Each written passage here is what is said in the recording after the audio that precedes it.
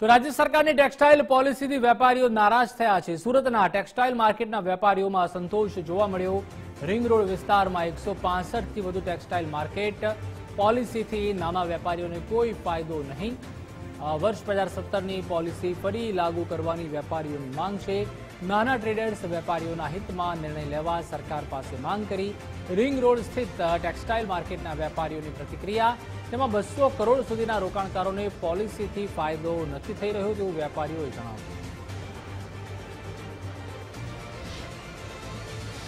राज्य सरकार द्वारा टेक्सटाइल पॉलिसी 2023 जाहिर करवामां आवी छे अने आ टेक्सटाइल पॉलिसी ने अलग अलग उद्योगकारो द्वारा आवकारवामां पण आवी छे, परंतु सूरत टेक्सटाइल ट्रेडर्स ना जे वेपारीओ छे ते आ पॉलिसी थी केटला संतुष्ट छे ते पण आपणे जाणवानो प्रयास करीशुं। जी, आपका नाम? ललित शर्मा, अध्यक्ष टेक्सटाइल युवा ब्रिगेड। बताइए, सरकार द्वारा जो वर्ष 2024 की न्यू टेक्सटाइल पॉलिसी जाहिर की गई है, तो टेक्सटाइल मार्केट के व्यापारी को कितना फायदा? काफी समय से इसकी मांग थी, काफी समय से इसकी प्रतीक्षा थी। लोग ऐसे सोच रहे थे कुछ सरकार जो है वो ऐसी सब्सिडी जाहिर करे जिससे कि उद्योग जगत को फायदा हो। तो काफी समय की प्रतीक्षा के बाद में सरकार ने 2024 टेक्सटाइल पॉलिसी जाहिर की है। उसके अंतर्गत 10% से लेकर 35% तक की सब्सिडी का प्रावधान है और काफी कम दर के अंदर ब्याज के ऊपर जो है वो पैसा मिलने का भी प्रावधान है। इलेक्ट्रिसिटी के अंदर भी फायदा है। तो इस सब से जो इंडस्ट्री है वो डेवलप होगी, वीविंग इंडस्ट्री को और अन्य इंडस्ट्री को फायदा होगा। और वीविंग को अगर फायदा होगा तो ये निश्चित बात है कि पूरी चेन जो है उससे प्रभावित होगी और पूरे के पूरे व्यापार जगत को इससे फायदा होगा। इसलिए हम इसका आवकार करते हैं, हम इसका स्वागत करते हैं। चंपालाल जी, आप बताइए, आप इस पॉलिसी से कितने संतुष्ट हैं? देखिए, चंपालाल बोथरा, राष्ट्रीय chairman textile and garment CAIT, confederation of all India traders.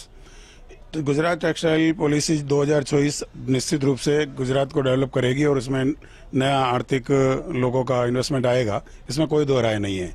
परंतु समझने की बात यह है कि लोग आकर के, जैसे बड़े बड़े ग्रुप है, चाहे वो टाटा है, चाहे आदित्य बिरला है, चाहे टेक्सला है, चाहे अमेजॉन है, चाहे वॉलमार्ट है, चाहे ऐसे यूनिट है, वहाँ आकर के और अपना इन्वेस्टमेंट करेगी, इसमें कोई दो राय नहीं है। उनको कैपिटल सब्सिडी का लाभ भी मिलेगा।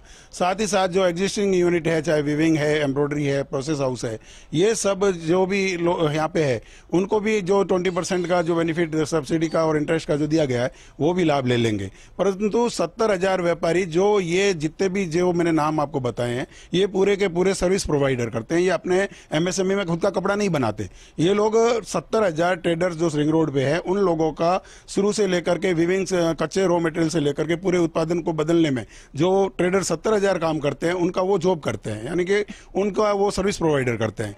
तो जो 70,000 व्यापारियों के लिए ध्यान में रखते हुए जो कपड़ा एक्सपोर्ट करते हैं, चाहे डोमेस्टिक डिमांड को पूरा करते हैं, उनको ध्यान में रखते हुए एक योजना बननी चाहिए थी। उन 70,000 व्यापारियों को इसमें किसी भी तरीके से इन्वॉल्व नहीं किया गया और उनको पूरा का पूरा बाद रखा गया है। तो मेरा मानना यह है कि जब कपड़ा आप बना लोगे और कपड़ा बेचने वाले को कोई लाभ नहीं है, जिसका सबसे ज्यादा लागत लग रहा है, तब उसके बारे में अगर आपके पास कोई सोच नहीं है तो उस इंडस्ट्रीज का भला ओवर प्रोडक्शन के रूप में होगा और जाकर के मंदी के दौर में जाना पड़ेगा। ट्रेडर्स ने ध्यान में राखीने जे गारमेंट्स पॉलिसी, जे टेक्सटाइल पॉलिसी ते लाववामां आवे तेवी मांग छे ते करवामां आवी रही छे।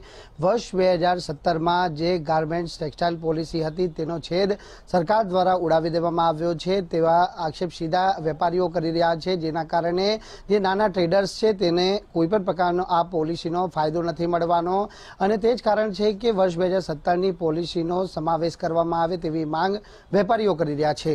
कैमरामेन अक्षय वाडे साथे राकेश ब्रह्मभट्ट, गुजरात फर्स्ट, सूरत।